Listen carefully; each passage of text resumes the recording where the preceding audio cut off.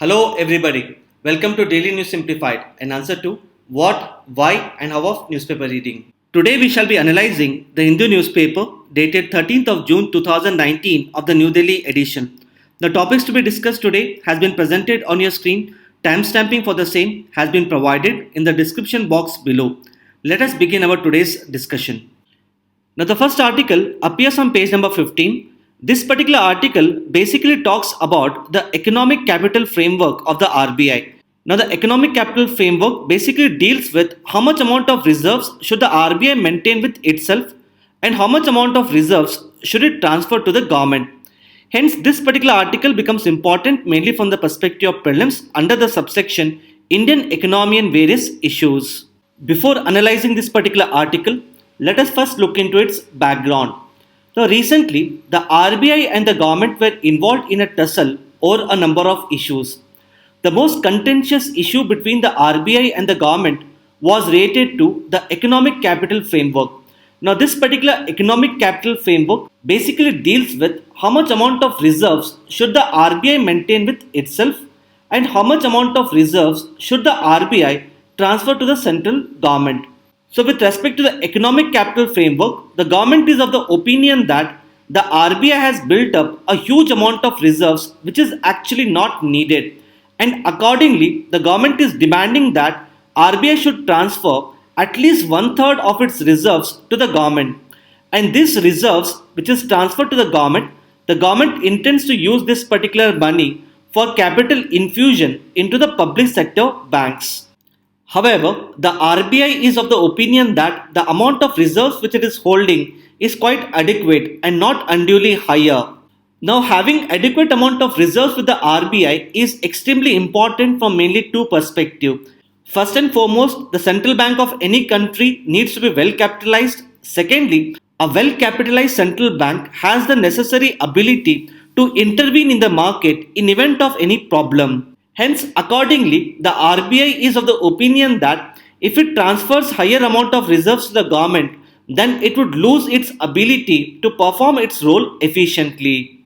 Hence, in order to sort out this particular issue related to the economic capital framework, the government had appointed the Bimal Jalan Committee.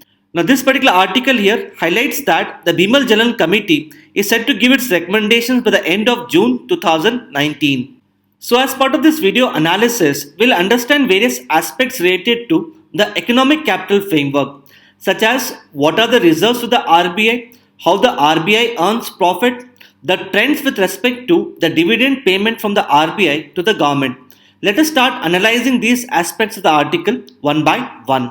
Section 47 of the RBI Act provides that the RBI should transfer some of its profits to the central government at the end of every financial year. So in order to simplify your understanding related to the dividend transfer from the RBI to the government, I have highlighted various steps which are involved in terms of the sequential order. So let us start examining these steps one by one. Now if you look at the assets of the RBI, it basically includes the foreign currency assets such as dollar, euro, pound, yen, yuan, etc. The gold with the RBI, the government securities such as the treasury bills and the government bonds in the custody of the RBI, the loans given by the RBI to the central government and the state government, as well as the loans given by the RBI to the banks in the country. So all of these are considered as the assets of the RBI. So as on 2017-18, the total assets with the RBI was approximately equal to 36 lakh crores. So from the reserves which the RBI maintains, the RBI is able to make profits. Now for example, from the gold reserve which the RBI maintains, if there is appreciation in the value of gold, automatically the RBI would be able to make more amount of profits. Similarly, the RBI earns interest on the government securities such as the treasury bills and the government bonds, which in turn contribute to the profits of the RBI.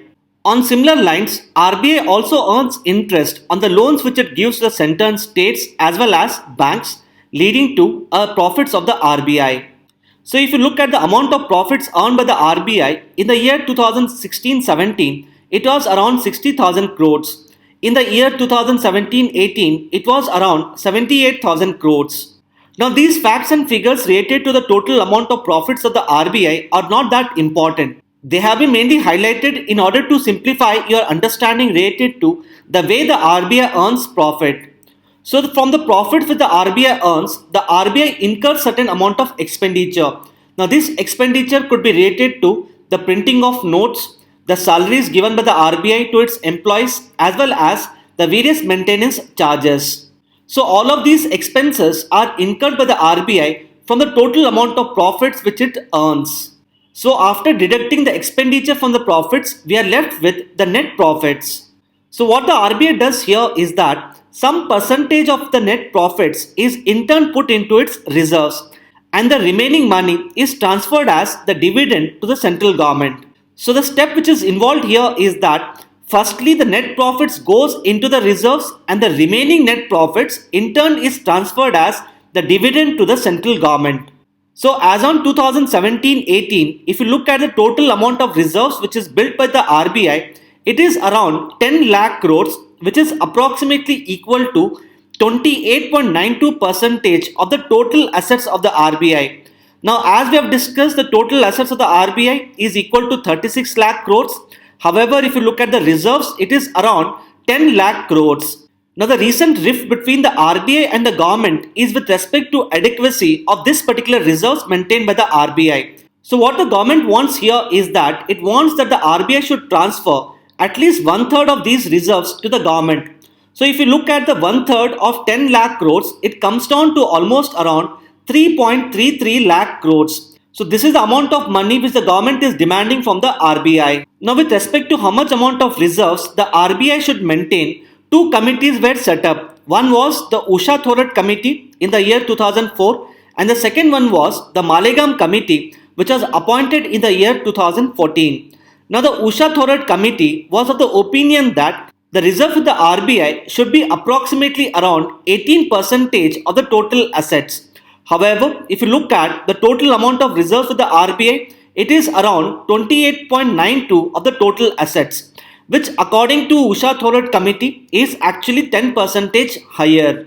On the other hand, the Malegaon Committee in the year 2014 recommended that whatever reserves the RBI has built is quite adequate, and accordingly, the Malegaon Committee suggested that whatever net profits the RBI is earning, the entire net profits should be transferred as the dividend to the central government without putting any amount of money into its reserves. So the idea here was that from 2014, the RBI should not be using its net profits to build up its reserves. Rather, the entire net profits should be transferred to the central government.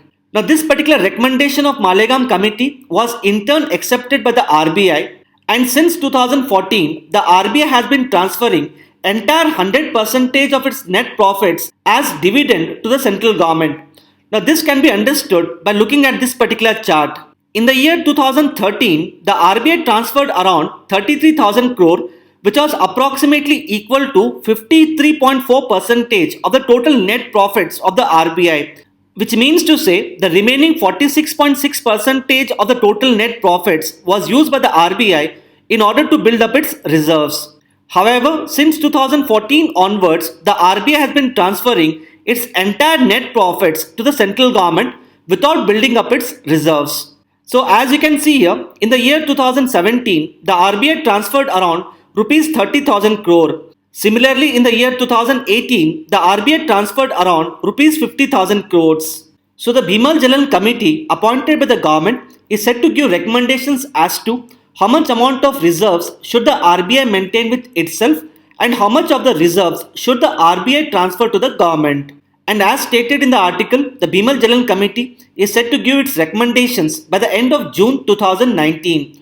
So let us wait and watch as to what would be the recommendations of the Bimal Jalan Committee with respect to the economic capital framework of the RBI. So these are some of the important aspects which one must know with respect to this particular article.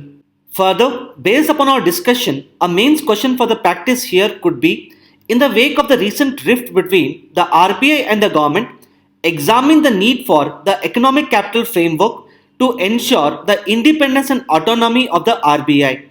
Now you can try writing answer to this particular question based upon our video analysis. With this, let us now take up the next article.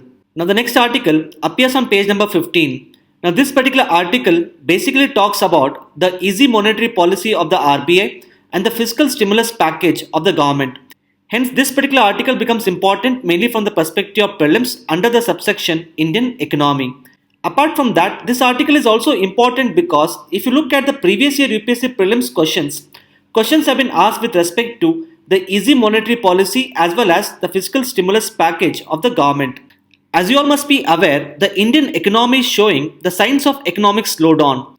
According to the GDP estimates in the last quarter of the financial year 2018-19, the Indian economy has expanded only by 5.8%, which is considered to be the lowest in the last 5 years. Hence, in order to avoid this economic slowdown, there are possibly two alternatives. The first alternative is the expansionary monetary policy of the RBI. As part of this expansionary monetary policy, the RBI would be required to reduce the policy rates such as the repo rate. So when the repo rate is reduced, it would mean that the banks would be allowed to borrow money from the RBI at a lower rate of interest. And this decrease in the repo rate would lead to a commensurate decrease in the rate of interest on the loans offered by the banks. So when the loans are available to the people as well as companies at a lesser rate of interest, it would mean that the investment expenditure in the economy would increase. At the same time, the consumption expenditure would also increase, leading to the increase in the GDP growth rate. On similar lines, the government would be required to follow the fiscal stimulus policy. Now, fiscal stimulus, as the name suggests, the government should stimulate the economy by pumping in money into the economy. So, as part of fiscal stimulus, the government should be collecting less amount of money from the people in the form of taxes, and the government should be spending more amount of money on the creation of infrastructure. So, by collecting less amount of money and by spending more amount of money, the government would be able to stimulate the Indian economy. So some of the steps which the government can take as part of the fiscal stimulus package include reduction in the tax rates. So when the people pay less amount of taxes to the government of India, it would mean that people would have more amount of money with themselves, which can then be used by the people in order to increase the investment expenditure as well as the consumption expenditure. Similarly, the government would be required to give a higher amount of tax exemptions in order to incentivize the companies to undertake the investment expenditure. On similar lines, the government would be required to spend more amount of money on the creation of assets such as roads, railways, etc. So the higher expenditure on the government on the creation of assets would lead to increase in the investment expenditure, leading to increase in the GDP growth rate. So in order to counter the present economic slowdown, the RBI would be required to follow the expansionary monetary policy while the government would be required to follow the fiscal stimulus package. Now the economists at the State Bank of India have highlighted that in order to combat the present economic slowdown, the focus entirely has been on the expansionary monetary policy of the RBI without giving due amount of emphasis on the fiscal stimulus package of the government. So the report published by the State Bank of India has highlighted that in its upcoming budget, the government has to focus on the fiscal stimulus package in order to combat the present economic slowdown of the Indian economy. So these are some of the important aspects which one must know with respect to this particular article. So based upon our analysis, let us now solve the previous year UPSC prelims question asked with respect to this particular topic. This was a question which was asked in the prelims 2011. The question was, which among the following statements appropriately describes the fiscal stimulus? And as we have discussed, the answer to this particular question is B. That is, the fiscal stimulus is an affirmative action of the government in order to boost the economic activity. The second question was asked in the UPSC prelims 2013. The question was, an increase in the bank rate generally indicates that. In general, the RBI follows two types of policies, that is, the easy monetary policy and the tight monetary policy. Under the easy monetary policy, the RBI would be reducing the policy rates, whereas under the tight monetary policy, the RBI would be increasing the policy rates. So accordingly, an increase in the bank rate would mean that the central bank is following a tight monetary policy. Now the next question was asked in the prelims 2014. The question was, if the interest rate is decreased in an economy, it will. As we have discussed, if the interest rate is decreased in an economy, it will lead to the increase in the investment expenditure of the economy. Thus, having analyzed all the aspects related to this particular article, let us now move to the next article. Now, the next article appears on page number 10 as an editorial. The title of the article is Starting at 3. This article shall be important mainly from the perspective of GS Paper 2, Governance, under the subsection Issues relating to the development and management of education. Before analyzing this particular article, let us first look into its background. The recently released draft education policy has identified severe learning crisis in the primary schools in India, wherein the draft education policy has highlighted that more than 5 crore students studying in the primary schools are not able to solve the simple maths problem or read the simple text. And this particular severe learning crisis is mainly attributed to the government's lack of focus on providing the early childhood education to the children in the age group 3 to 6 years. In other words, since we are not focusing on the early childhood education of the children, the learning outcomes in the primary schools tend to be poorer. In this regard, the draft education policy has proposed that the early childhood education to the children in the age group 3 to 6 years should be made an integral part of the Right to Education Act, which means to say the Right to Education Act, which provides for the free and compulsory education to the children in the age group 6 to 14 years, should be expanded to include even the children in the age group 3 to 6 years. And for such an integration to take place, the draft education policy has proposed that there has to be increase in the investment in the Anganwadi centers, which basically cater to the children in the age group 3 to 6 years. Further, it has also proposed that the Anganwadi centers should be located within the primary schools. Apart from that, it has also highlighted that we need to encourage the primary schools in order to add the pre-primary component as well. In this regard, this editorial here identifies the benefits and challenges with respect to the integration of the early childhood education with the Right to Education Act. Hence, as part of this video analysis, let us understand the benefits and challenges of such an integration. Let us first understand the benefits of integrating the early childhood education under the Right to Education Act. First and foremost, such an integration would be able to address the present learning crisis in the primary schools. This is because by focusing on providing early childhood education to the children in the age group 3 to 6 years, we would be able to help them better prepare to understand the curriculum of the primary schools.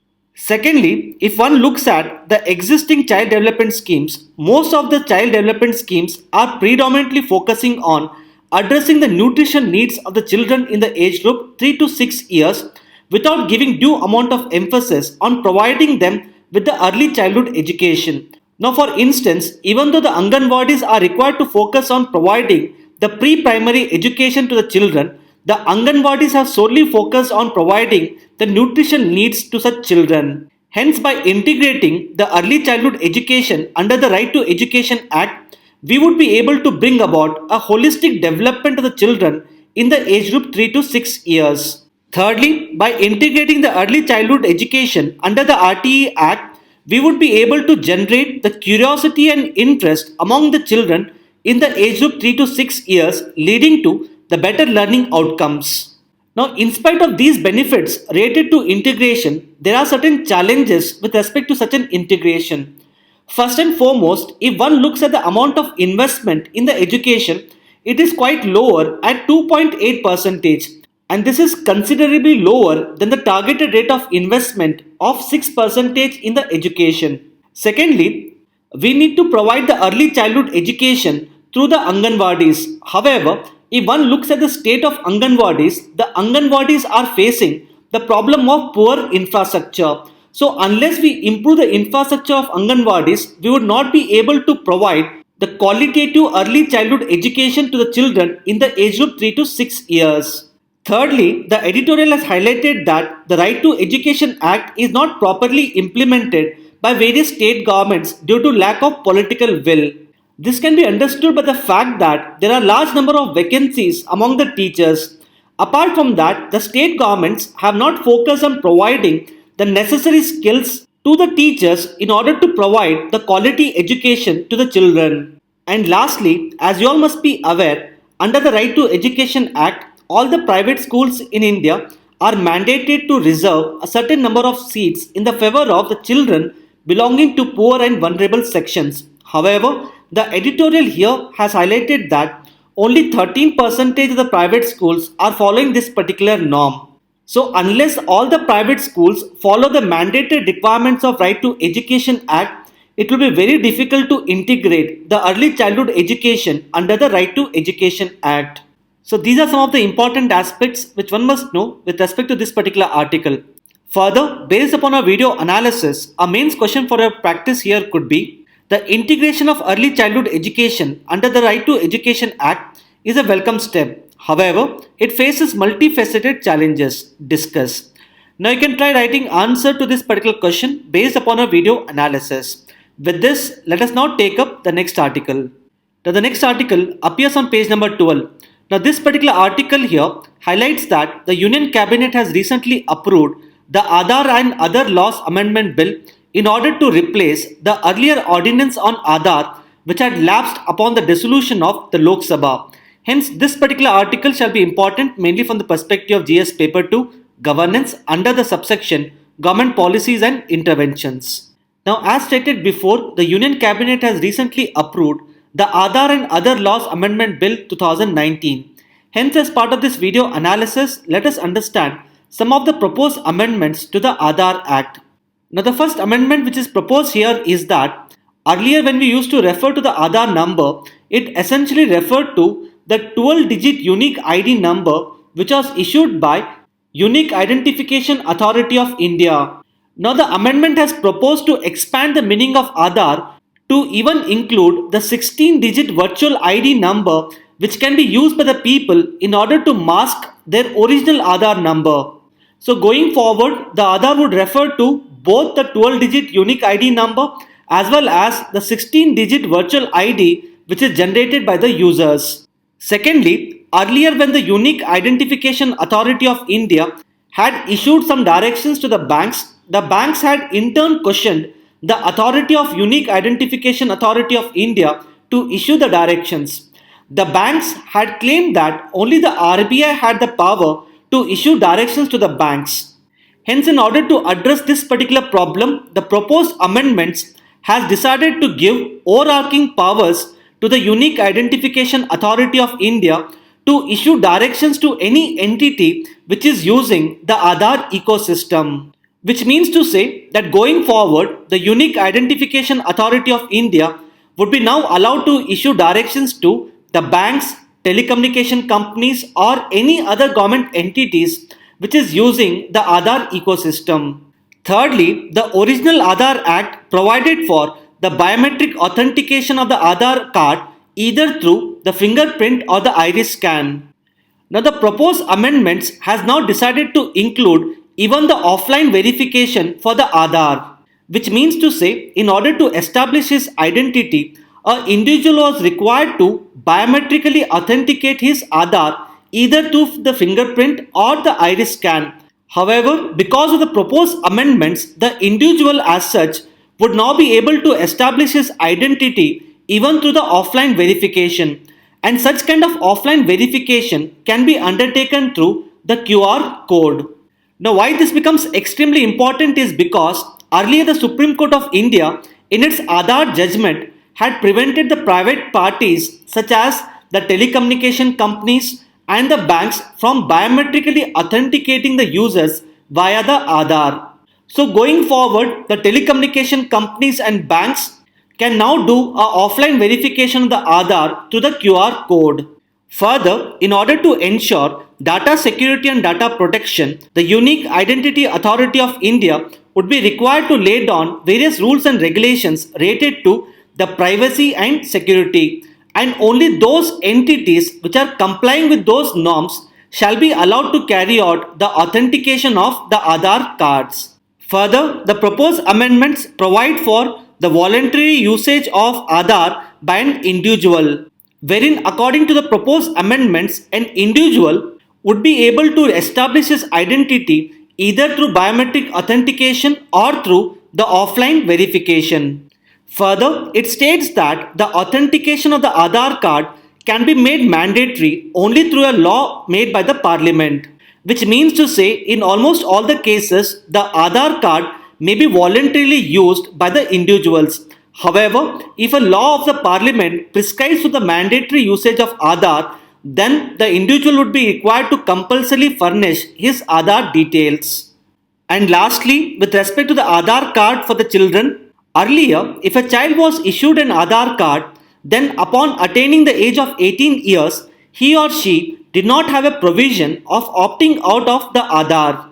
Now, the amendment has proposed that upon attaining the age of 18 years, a child who is holding an Aadhaar card can make an application for the cancellation of his or her Aadhaar card number. So these are some of the new proposed amendments to the Aadhaar Act. Now, as stated before, this particular bill has now been recently approved by the Union Cabinet and it is yet to be passed by the Parliament. So as and when this particular bill is passed by the Parliament, we shall discuss in detail about the various provisions of this particular bill. With this, let us now take up the next article. Now, the next article appears on page number 11. Prime Minister Modi is set to attend the meeting of the Shanghai Cooperation Organization. In this regard, this particular article here highlights various concerns before India in engaging with the Shanghai Cooperation Organization. Hence, this particular article shall be important mainly from the perspective of GS Paper 2, International Relations, under the subsection Regional Groupings and Agreements involving India or affecting India's interest. India, along with Pakistan, became the full-fledged member of the Shanghai Cooperation Organization in June 2017. Now, this particular organization is basically dominated by Russia and China. Now, this particular article here highlights that there is lack of convergence of interest between the members of SCO and India, because of which India's engagement with the Shanghai Cooperation Organization may actually go against its national interest. In this regard, let us try to understand as to how India's engagement with the Shanghai Cooperation Organization may actually contradict its interest. First and foremost, there is lack of convergence between the SCO members and India with respect to outlook towards the United States of America. Now, if you look at the most dominant countries of the SCO, that is China and Russia, now both these countries want to reduce the role of USA in the Central Asia, wherein both China and Russia wants to play a much larger role in the Central Asian region. However, if you look at the outlook of India towards USA, unlike China and Russia, India would want USA to play a much larger role in the Central Asian region. This is because India feels that US can counterbalance the growing influence of China in this particular region. So there is lack of convergence between China, Russia and India as to what kind of role the US should play in the Central Asian region.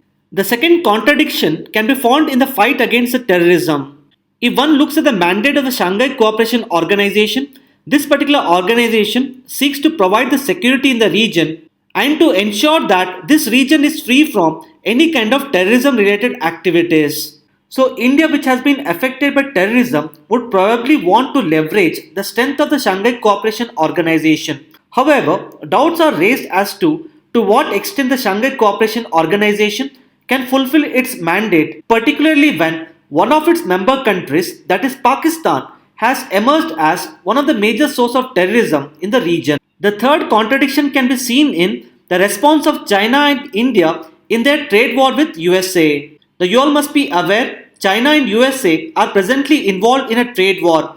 On similar lines, this particular trade war has also got extended to India and USA, wherein USA has already decided to withdraw the GSP benefits which it had earlier given to India. Apart from that, US has been demanding for the higher market access to its products. So with respect to this particular trade war with the US, the response of China and India is quite contrasting. Now if you look at the response of China towards the ongoing trade war, apart from engaging bilaterally with USA, China would also probably want to use the platform of the Shanghai Cooperation Organization in order to criticize the trade policies of United States of America.